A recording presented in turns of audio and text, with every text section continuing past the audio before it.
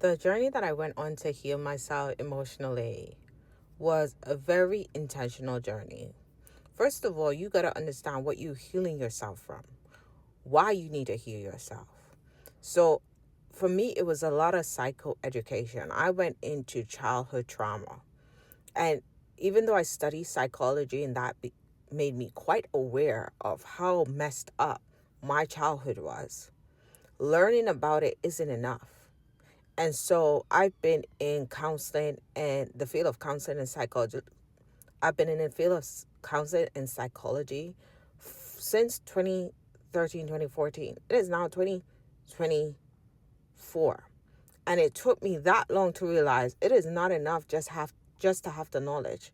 But go and get the therapy. Go and get the therapy. Go and get the coaching. Don't try and do this shit by yourself.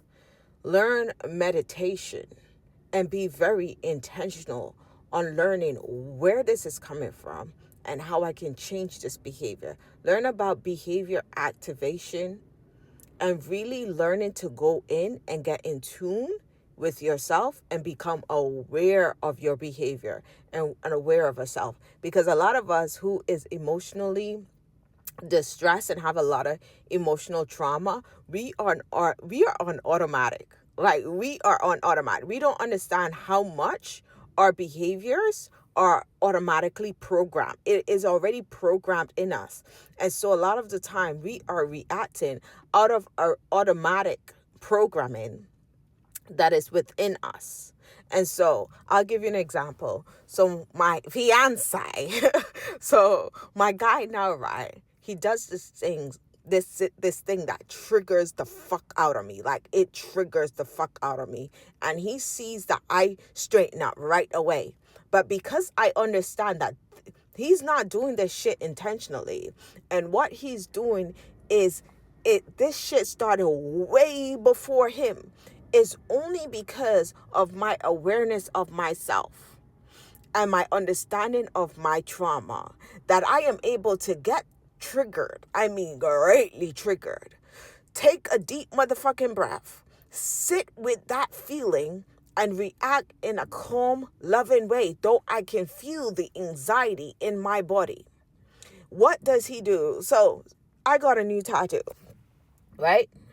And he's rubbing the cream on my tattoo. And he's saying, don't your baby take care of you. That's all he says is, don't I take care of you?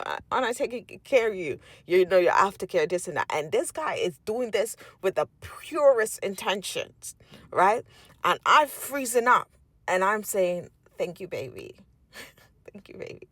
And he see me freeze. He's well aware of this fucking trigger, right? And I don't want him to stop it. Don't stop it, because I got to get used to you acknowledging what you're doing good for me appreciating it, and knowing that is coming from the goodness of your heart. Where does this shit come from? This shit come from people doing shit for me and then throwing it in my face and using it against me. And that's not what he's doing now in this situation. But because my body is so programmed to freeze now when I hear someone acknowledging their goodness, he's not doing it with bad intentions. But it was done to me with bad intentions to remind me to stay in my motherfucking place. The place that they've put me in.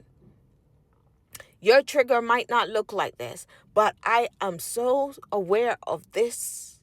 I'm so aware of me, right?